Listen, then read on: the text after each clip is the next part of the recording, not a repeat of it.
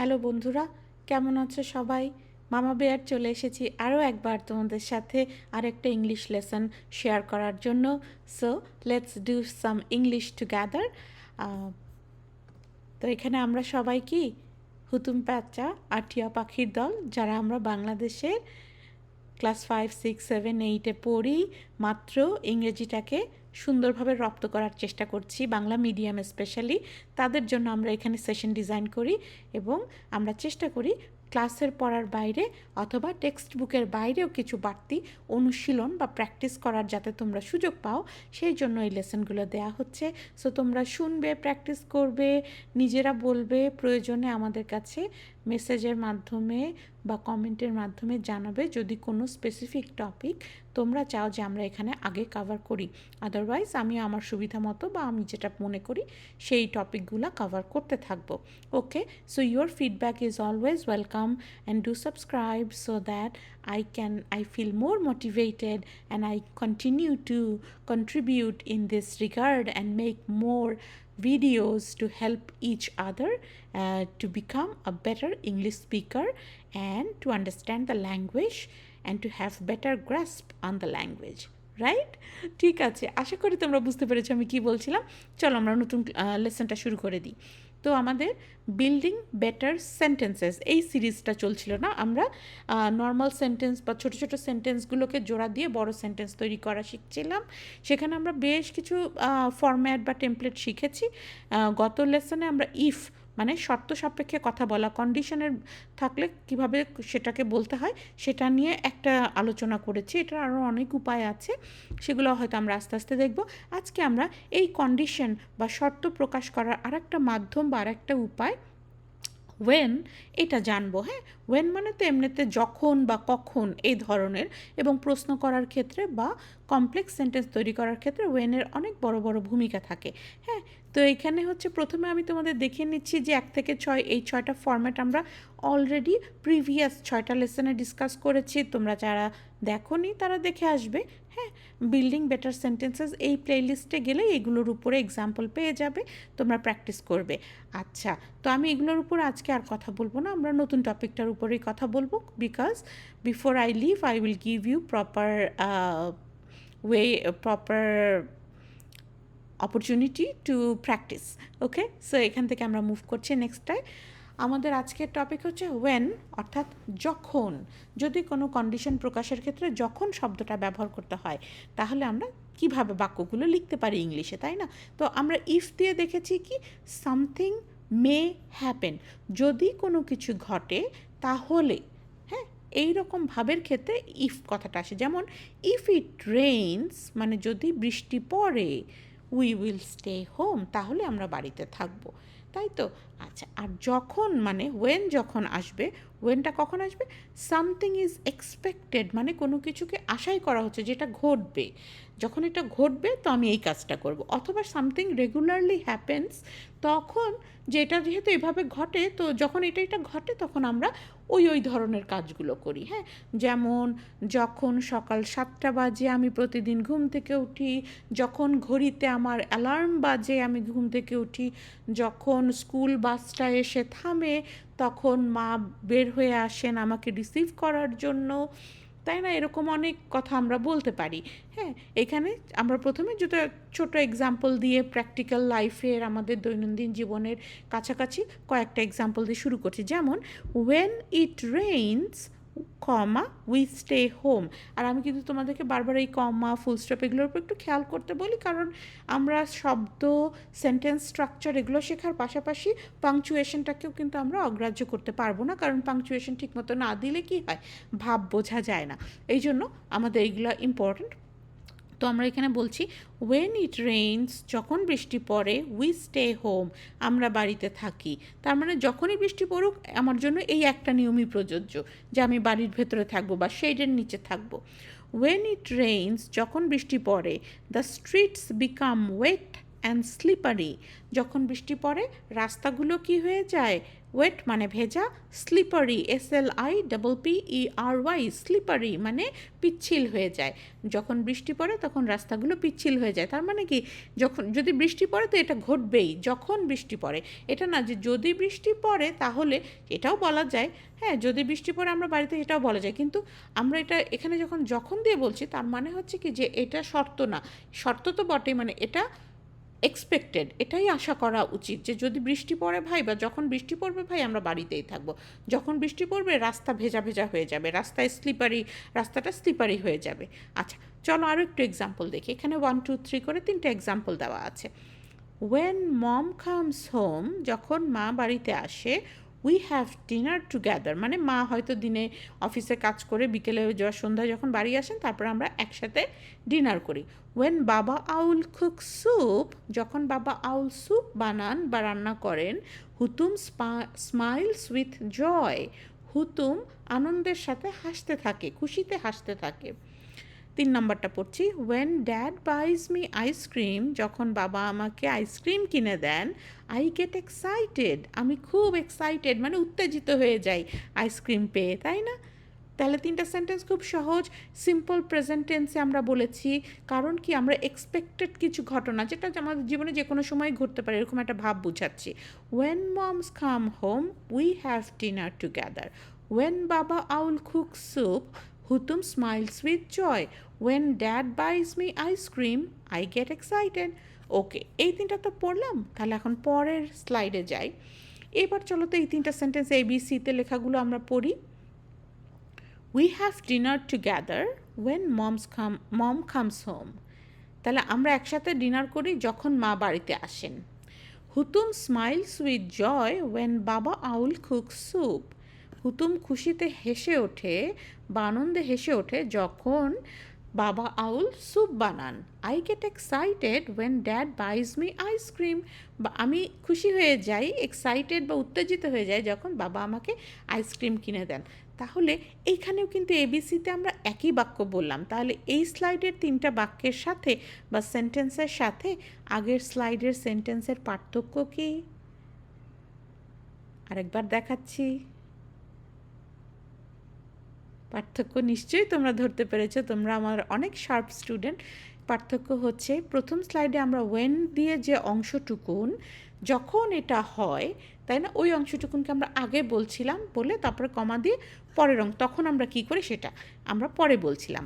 আর পরের স্লাইডে আমরা দেখলাম যে একই কথা আমরা অন্যভাবে বলতে পারি, যে ওয়েন যুক্ত অংশটুকুনকে আমরা পিছনে লিখতে পারি। আমরা বলবো যে আমরা সবসময় একসাথে ডিনার করি মা বাড়িতে আসার পরে, যখন মা বাড়িতে আসে তারপর একসাথে ডিনার করি। সো ইংরেজিতে কি হবে, ওয়েন দিয়ে ক্লজটুকুন বা বাক্যের অংশটুকুনকে আমরা প্রথমে দিয়েও শুরু করতে পারি, শেষে দিয়েও শেষ করতে পারি। তা কিন্তু পার্থক্য একটা ছোট্ট কি আছে, যদি ওয়েন দিয়ে শুরু করো তাহলে প্রথম অংশটা কমপ্লিট হলে পরে যে যখন মা বাড়িতে আসেন, কমা, তারপরে আমরা কি করব সেটা পরের অংশটা বলে ফুল স্টপ দিব। আর যদি ওয়েনটা পরে লিখি তাহলে আর আমাদের মাঝখানে কমা দেওয়ার প্রয়োজন হবে না। চলো দেখি আরও 2-1টা এক্সাম্পল আছে নাকি। এই যে when clause first versus main clause first. হ্যাঁ, এই যে পিঙ্ক কালারের লেখাটা পড়ি চলো। When dad buys me ice cream I get excited, বাবা যখন আমাকে আইসক্রিম কিনে দেন আমার খুব উত্তেজনা হয়, আমি খুব আনন্দিত হই। আমি আন্ডারলাইনও করে দিয়েছি, যে ওয়েন যুক্ত ক্লজটাকে আন্ডারলাইন করে দিয়েছি। আচ্ছা, তারপরে গ্রিন কালারেরটা পড়ো। When I get excited when dad buys me ice cream. একই কথা, ওয়েনটাকে পরে বললাম এবং এই জন্য আমার 2টা ক্লজের মাঝখানে কোনো কমা দিতে হলো না। আচ্ছা, আরেকটা সেন্টেন্স দিয়ে পড়ি। When the bell rings, the students go to class. যখন ঘন্টা বাজে, স্কুলে ঘন্টা বাজে না, তখন বাচ্চারা কি হয় বা ছাত্ররা কি হয়, স্কুলে যায়। The students go to class when the bell rings. যখন বাচ্চারা কখন ক্লাসে ঢোকে, যখন ঘন্টা বাজে। ঘন্টা বাজার আগে তো বাইরে একটু তোমরা হুটুপুটি করোই না, সেইটা। তাহলে দেখো আরও 2টা এক্সাম্পল আমরা দিলাম, তাই তো। ওয়েন ক্লজকে মানে ওয়েন যুক্ত বাক্যের অংশটাকে কখনো আমরা সামনেও লিখতে পারি, আবার কখনো মেইন ক্লজটাকে সামনে লিখে ওয়েনটাকে আমরা পরে লিখতে পারি। আচ্ছা, তাহলে মামা বেয়ার তোমাদের সামনে একটা অদ্ভুত শব্দ উচ্চারণ করেছে এবং এই স্লাইডে লেখা ছিল ক্লজ, না? CLAUSE। What is this clause? ক্লজটা আবার কি? আচ্ছা, ক্লজ কিছুই না, এই যে দেখো এখানে আমি বড় করে লিখে দিয়েছি, যাওয়ার আগে তোমাদেরকে তো বলে যেতে হবে না। এ ক্লজ ইজ এই যে নিচে সেন্টেন্সে লেখা আছে দেখো, a clause is a group of words that has a subject and a verb. একটা ক্লজ হলো একগুচ্ছ শব্দ যেখানে একটা সাবজেক্ট থাকবে, একটা ভার্ব থাকবে। যেমন এইখানে দেখো, এই যে ব্লু কালারের সেন্টেন্সটা আমাদের এক্সাম্পল সেন্টেন্স, যেটা যে when dad buys me ice cream I get excited. এখানে আসলে দুইটা অংশ আছে, তাই না? যে যখন বাবা আমাকে আইসক্রিম কিনে দেন তখন আমার খুব ভালো লাগে, খুব খুশি লাগে, এইটা। তাহলে এই যে দেখো পার্ট 1 পার্ট 2 করে আমি লিখে দেখেছি। পার্ট 1-এর দিকে খেয়াল করো তো, সাবজেক্ট কে, কার সম্পর্কে বলা হচ্ছে? বাবা। কে কাজ করে? বাবা। কি কাজ করে? বাইজ মি আইসক্রিম, আমাকে আইসক্রিম কিনে দেয়। দেখেছো এখানে আমি কিন্তু মানে সাবজেক্ট নই, বাবা এখানে সাবজেক্ট, কারণ ভার্বটা মানে কাজটা কে করছেন? বাবা করছেন। তাহলে বাবা আমাকে আইসক্রিম কিনে দেন, তাহলে বাবা তো সাবজেক্ট আর বাই হলো ভার্ব, তাহলে এই অংশে একটা সাবজেক্ট এবং ভার্ব আছে।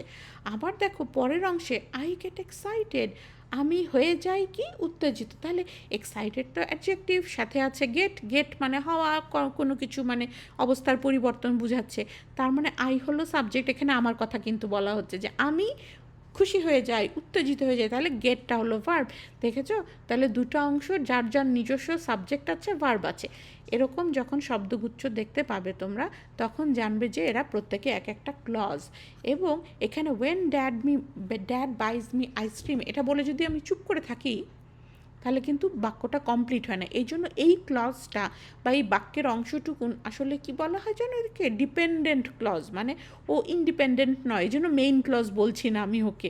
আর যে আই গেট এক্সাইটেড, হ্যাঁ আমি যে কোনো কারণে এক্সাইটেড তো হতেই পারি, তো কাজে আমি যদি আর কিছু না বলেও শুধু বলতাম যে আই গেট এক্সাইটেড, তাহলেও কিন্তু একটা পূর্ণ বাক্য হতো। এই জন্য আই গেট এক্সাইটেড অংশটা হলো মেইন ক্লজ, আর when dad buys me ice cream এটা হলো ডিপেন্ডেন্ট ক্লজ, বা আপাতত আমরা জাস্ট মনে রাখি যেটা ওয়েন যুক্ত clause.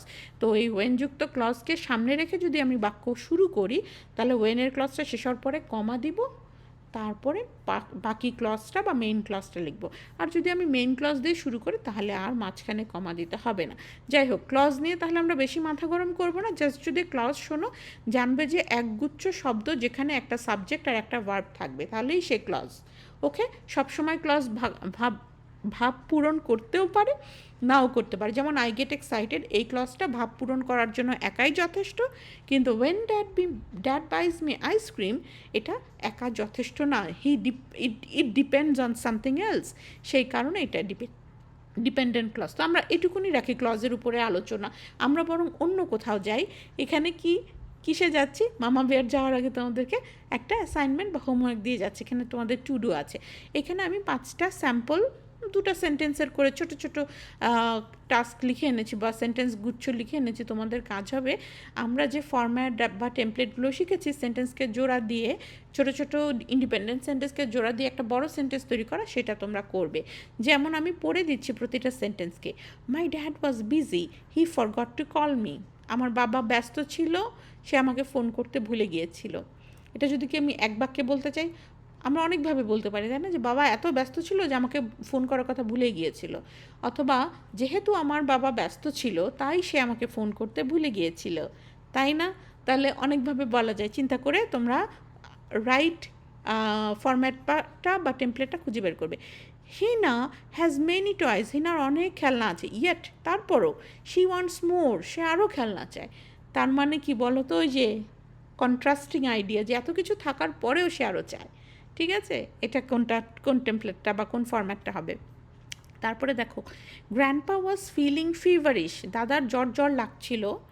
So he decided to take some rest, তাই সে গেট সাম রেস্ট, সে সিদ্ধান্ত নিল যে কিছু খানিকটা বিশ্রাম নেবে।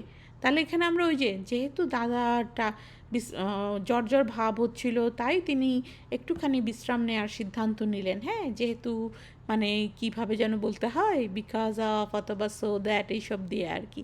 হ্যাঁ, তোমরা চিন্তা করবে। তারপরেটা দেখো তো, ইট মাইট রেইন টুমরো, কালকে বৃষ্টি হতেও পারে। ইন দ্যাট কেস সেই ক্ষেত্রে we will cancel the picnic.